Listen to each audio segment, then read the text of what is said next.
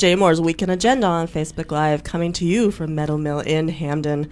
Tell us about your weekend plans in the comments field below. Like, share, and follow at hashtag JayMooreWeekend. I am Amanda. You know Simone. We have a very special guest with us today. This is Miriam Bazensky from Vagabond Players. Hi, Miriam. Hi. Welcome. So you are directing the dark comedy Bad Jews at Vagabond Players? Yes, I am. We know a few bad Jews. We've encountered a few. And that show runs through June 24th. Can you tell us just a little bit about the plot? Well, it involves three cousins who have gathered after their grandfather has passed away, and one of them has missed the funeral. The two of them that are there have been getting things ready and helping out, and that the older cousin finally arrives with his non-Jewish girlfriend in tow. Uh-oh. And it basically centers around this: who's going to get this family ornament that's been in the family forever, that the grandfather had taken through the Holocaust and managed to hide from the Nazis. And he wrote a very bad will that just said, this is for the grandchildren. Never designating. So it just goes downhill from there. So. Well, it sounds like a fun time. So I know one of the characters in the plays does something pretty unkosher during a Passover Seder. I've definitely been there. I've been that bad Jew. Have you ever done anything that might classify you as a bad Jew? That you can tell us about here? Actually, I don't think there are any bad Jews. I just think there's different Jews. Right, there's different levels. There's different levels. I mean, there's different sects. There's different, and how you participate. I mean, that's everybody's own business. So I think that what happens is the bad Jew comes out of what is said during one of the passages in the play, when Daphne's telling the story about Passover to her cousin Jonah, and I think that's what happens. And when he brings his girlfriend to a Passover Seder, surprised, and of course she's not Jewish, and they have Seder, and then after the Seder they're watching television, and he decides that he's going to go have a cookie. So, and Daphne's relaying this story about how he goes to the pantry, and even his girlfriend says, "Are you supposed to do that on Passover?" And he goes, "Well, I guess I'm a bad Jew." And then he offers the cookies to Daphne. He goes, "Want one?" and it goes, and again, it just that's her definition of how he is with Judaism. Right. Okay. No, I totally get him. I'm with him. What about you, Simone? Have you ever done anything like that?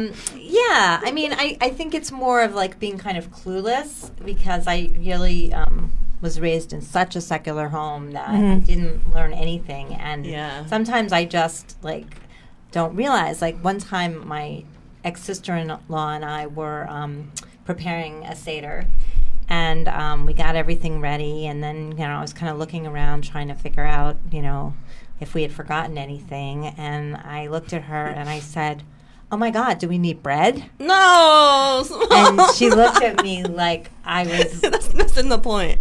absolutely nuts. And so I mean, things like that, just. Okay, that's really funny. It is a funny I like story. that. We it's like the whole point of yeah, Passover. Catherine and I tell that story a lot. That's a good one. Yeah.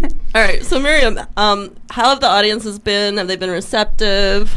The audience has been wonderful. We've gotten good audiences, but we've gotten enthusiastic audiences who seem to enjoy what's going on stage. And it's weird because they laugh at different places in the play. There's certain places that they always laugh, but then there's other places where they, oh, we weren't expecting that. Okay, they just find different things that are funny to them, and or hit them in a funny way, or the actors have done something so funny on stage. So. But we have been happy with these audiences, and they seem to propel the actors with more energy and everything. So, yeah. Who do you think should see this play? I think anybody with a sense of humor. We all have I think sense of humor. the play is definitely not for it's for mature audiences. There is graphic language in the play, and so it's important. Don't bring your child under 16 years of age. because there is graphic, but to me the language just fits in with the play. Sure. It's not gratuitous. It is. I mean, these are millennials. And they with millennial sensibilities, and these words just roll off their tongues, and that's it, done. Right. So, I know you were talking offline about inviting them all over for Friday night dinner. Oh yeah. Well, the thing is, the only Jewish person in the play was she's actually her father's Jewish, and so they aren't aware of there's a lot of Jewishness in the play. Like for instance, when Daphne goes out of the room, she goes "Slicha," and the audience goes, "What was that?" And it's Hebrew for "excuse me." Honestly, I don't even know that. Yeah, and there's just different things, that go on, like the Passover and stuff. So one of the actors asked me if I would have a Shabbat dinner and invite them over. So I did. I did this authentic Shabbat dinner. That's great. And I made a list of what's done on Shabbat, and I had them read from it, and just so they could get that flavor. And I did serve matzo ball soup. So nice. I need some. Oh yeah. I want some right now. Yeah.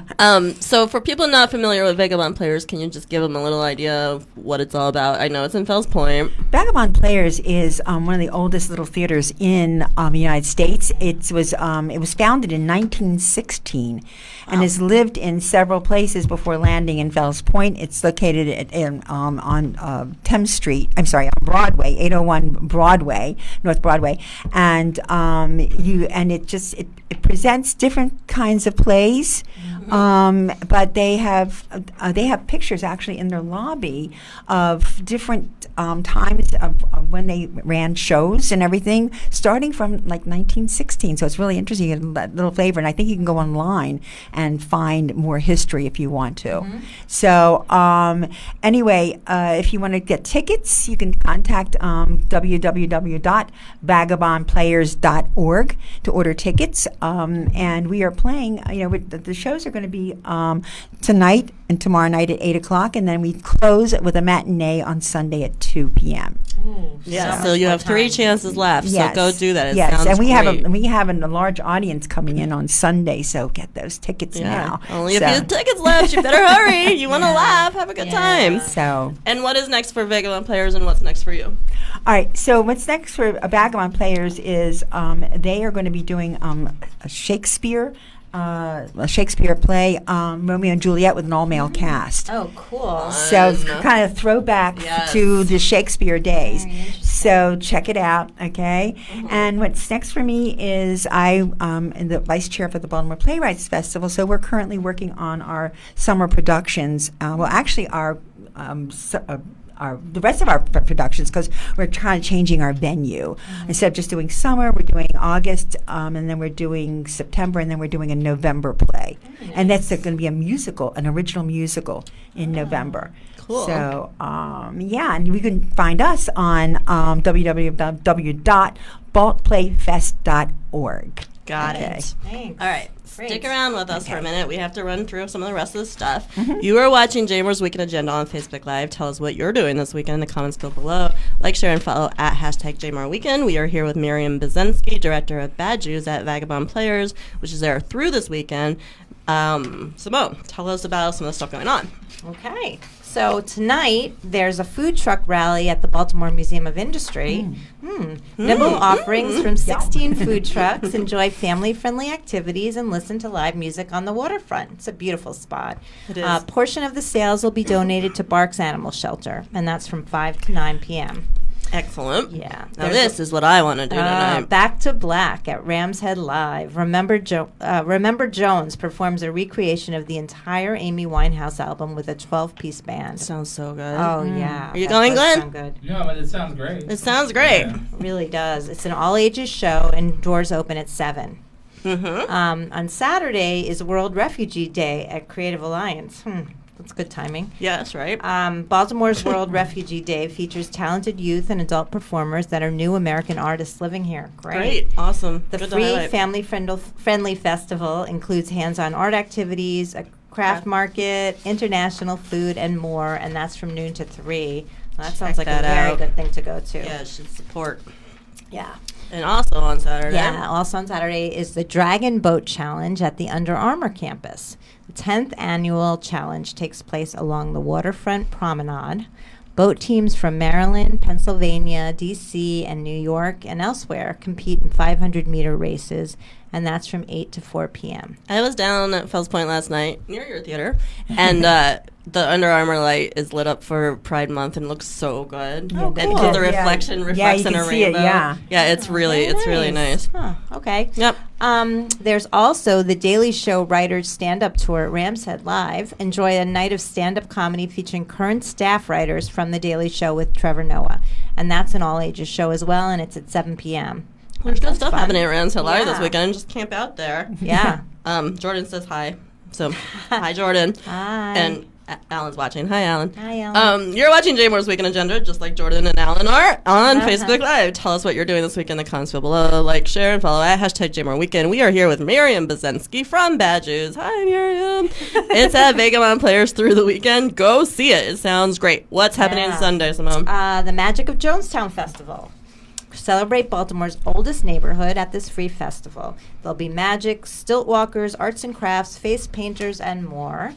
And I didn't even know what Jonestown was. Like, I didn't know that was a thing. Well, I did because I was. Did you know? No. You're from Baltimore, Well, right? mostly. So, you know, that's a really sad thing that you didn't know about it because I used to be the marketing and PR director of the Jewish Museum of Maryland, which is And you were part of supposed to tell me Jonestown. what it was. And no, you know, whenever people say they don't know about it, it I reflects didn't know very that that was badly on me. called. Like, I know all that stuff is down there. Right. Is, Well, it's is the shot tower Jonestown also? Yeah, it's Okay. a very unfortunate name, obviously. Yeah. For obvious reasons. But it's a great place, and there's a lot of great organizations affiliated with it. Yeah. No, it's just so funny that it has a name. I didn't Yeah. even know about that. Yeah, and so this event also, the Jewish Museum, as I mentioned, and the National Aquarium and Port Discovery and other local attractions are all participating in that, and That'll that's be fun. from noon to 4, and it Excellent. coincides with the opening of Dun, I'm so excited! Inescapable, The Life of Harry Houdini, which is also at the Jewish Museum of Maryland.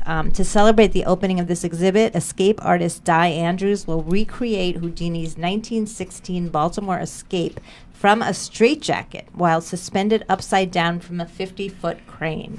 So we have an article up on the site about the exhibit. Yeah. We're all super excited about it. And then we also have some photos from the exhibit. And there's a picture of when Houdini did that trick. And he was like such a superstar that there were throngs of people in the square. Like it was Baltimore. It was the Sun Square or something like that.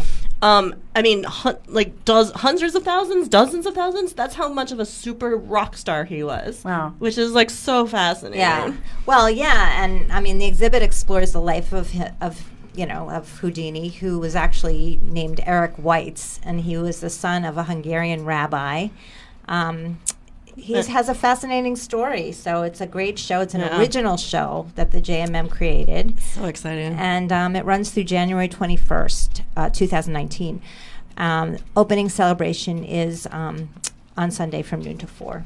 Definitely, I have to go see it at some point. I don't want to do that thing where I'm like, oh, I have plenty of time, and then it becomes January 20th, and I'm like, ah! That always happens. It always I happens, know. but I am gonna go because I think it sounds super cool. Yeah. And his wife was fascinating. Like Yeah. everybody and involved they have a lot was of cool fascinating. programs associated with it, too. Yeah, they do. Like they're doing movies and talks. Mm-hmm. All right, so before we go, I have to give a huge shout out to our media partners, Pressbox, hi Glenn, for their special Ray Lewis double issue. So this is it. It's fantastic. As most of you know, Ray Lewis is headed to the Pro Football Hall of Fame. Pressbox has 52 memories from athletes, fellow teammates, personalities, a timeline of his top moments, and a ton more. It's like the coolest thing. It's great online. Pick up a copy today or go to Pressbox to view more. But it's super cool. You've been watching Jay Moore's Weekend Agenda. Join us here Fridays at 12:30 for more weekend plans. Follow us at hashtag Jay Moore Weekend. Miriam, do you have any last words? Just come see Bad Jews for the last time this weekend. Thank you so much. Yeah, vagabondplayers.org. 3 shows left. Happy summer, everyone. Bye.